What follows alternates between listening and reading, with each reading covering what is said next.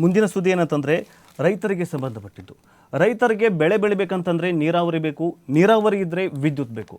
ಆದರೆ ಏನಂತಂದರೆ 7ರಿಂದ 8 ಅವರ್ ಕೊಡ್ತೀವಿ ಅಂತ ಎಲ್ಲ ಸರ್ಕಾರಗಳು ಬರುತ್ತವೆ. ಸರ್ಕಾರಗಳು ಬಂದಾಗ ನಾವು ರೈತರಿಗೆ ಅಷ್ಟು ವಿದ್ಯುತ್ ಕೊಡ್ತೀವಿ, ಇಷ್ಟು ವಿದ್ಯುತ್ ಕೊಡ್ತೀವಿ ಅಂತ ಹೇಳ್ತಾರೆ. ಆದರೆ 3 ಫೇಸ್ ವಿದ್ಯುತ್ ಬರೋದು ಬರೀ 3ರಿಂದ 4 ತಾಸು ಮಾತ್ರ.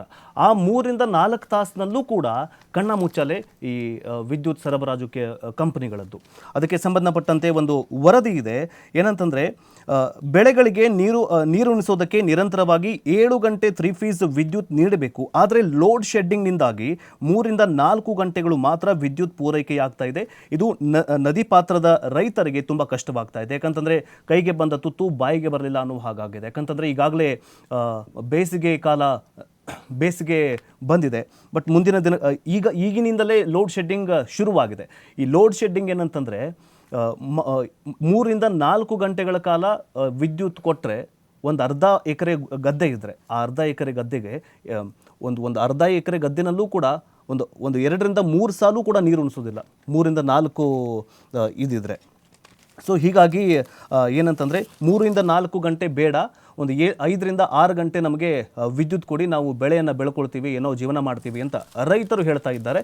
ಇದರ ಬಗ್ಗೆ ಸರ್ಕಾರವೂ ಕೂಡ ಗಮನ ಹರಿಸಬೇಕು. ರೈತರಿಗೆ ವಿದ್ಯುತ್ ಕೊಡಬೇಕು, ಅದು ಹೆಚ್ಚಿನ ದರದಲ್ಲಿ 3 ಫೇಸ್ ವಿದ್ಯುತ್ ಕೊಡಬೇಕು. ಮತ್ತು ಈಗೇನು ವಿದ್ಯುತ್ ಸರಬರಾಜು ಕಂಪನಿಗಳೇನು ಕಣ್ಣಾಮುಚ್ಚಾಲೆ ಆಟ ಆಡ್ತಿದಾರಲ್ಲ, ಇದಕ್ಕೆ ಬ್ರೇಕ್ ಹಾಕಬೇಕು ಅಂತ ರೈತರು ಹೇಳ್ತಾ ಇದ್ದಾರೆ.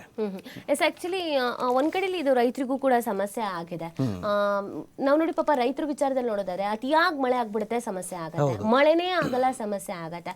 ಸೊ ಸಕಾಲಕ್ಕೆ ವಿದ್ಯುತ್ ಇದೆಯಾ ಅಂತ ನೋಡಿದ್ರೆ ನಮ್ಗೆ ಅದು ಕೂಡ ಇಲ್ಲ. ಬಂದ್ ಎಲ್ಲ ಸರ್ಕಾರಗಳು ಕೂಡ ಭರವಸೆ ಕೊಡುತ್ತೆ, ನಾವ್ ಇಷ್ಟು ಕರೆಂಟ್ ಕೊಡ್ತೀವಿ, ಅಷ್ಟು ಕರೆಂಟ್ ಕೊಡ್ತೀವಿ ಅಂತ. ಇದ್ರ ಜೊತೆಗೆ ವಿದ್ಯಾರ್ಥಿಗಳಿಗೂ ಕೂಡ ಸಮಸ್ಯೆ ಆಗ್ತಾ ಇದೆ, ಓದ್ಕೊಳ್ಳೋಕೆ ತೀರಾ ಕಷ್ಟ ಆಗುತ್ತೆ. ಎಕ್ಸಾಮ್ಸ್ ಬಂದಿದೆ. ಆಕ್ಚುಲಿ ಹಿಂದಿನ ತರದ ಎಜುಕೇಶನ್ ಸಿಸ್ಟಮ್ ನಮ್ಮಲ್ಲಿ ಇಲ್ಲ.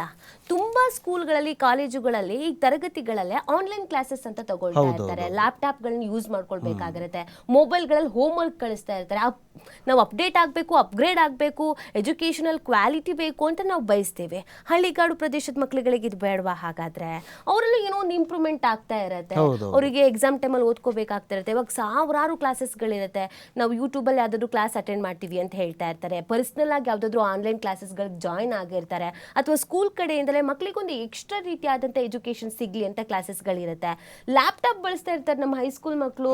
ನಾವು ಹಳ್ಳಿಗಳಲ್ಲೆಲ್ಲ ನೋಡಿದ್ರೆ ಎಷ್ಟು ಚೆನ್ನಾಗಂತ ಅನ್ಸುತ್ತೆ. ಅವರಿಗೆಲ್ಲ ನಮ್ಗೆ ಕರೆಂಟ್ ಬೇಡವಾ? ಹಾಗಾದ್ರೆ ವಿದ್ಯಾರ್ಥಿಗಳಿಗೂ ಕೂಡ ಇದರಿಂದ ಸಮಸ್ಯೆ ಆಗ್ತಾ ಇದೆ. ಹಾಸ್ಟೆಲ್ ಅಲ್ಲಿರೋ ಮಕ್ಕಳುಗಳಿಗೆ ಓದೋದಕ್ಕಾಗಲ್ಲ, ಕರೆಂಟೇ ಇರೋದಿಲ್ಲ, ಅವ್ರಗಳಿಗೂ ಕಷ್ಟ ಆಗ್ತಾ ಇದೆ. ಸೊ ಈ ಕರೆಂಟ್ ವಿಚಾರಕ್ಕೆ ಸಂಬಂಧಪಟ್ಟಂತೆ ನಾವು ನೋಡೋದಾದ್ರೆ ಒಂದ್ ಸ್ವಲ್ಪ ಕಾಳಜಿಯನ್ನು ವಹಿಸಬೇಕಾಗತ್ತೆ ಅಂತ ಅನ್ಸುತ್ತೆ, ರೈತರ ವಿಚಾರದಲ್ಲಿ ಮತ್ತು ವಿದ್ಯಾರ್ಥಿಗಳ ವಿಚಾರದಲ್ಲಿ. ಪ್ರತಿಯೊಂದು ಏನು ಪ್ರಣಾಳಿಕೆಗಳನ್ನ ಬಿಡುಗಡೆ ಮಾಡ್ತಾರಲ್ಲ ಈ ಸರ್ಕಾರದವರು ಚುನಾವಣೆ ಟೈಮಲ್ಲಿ, ಅವಾಗ ಮೊದಲಿಗೆ ಪರಿಸರ ಸಂರಕ್ಷಣೆ ಮಾಡ್ತೀನಿ ಅಂತ ಫಸ್ಟ್ ಪ್ರಣಾಳಿಕೆ ಬಿಡುಗಡೆ ಮಾಡಬೇಕು.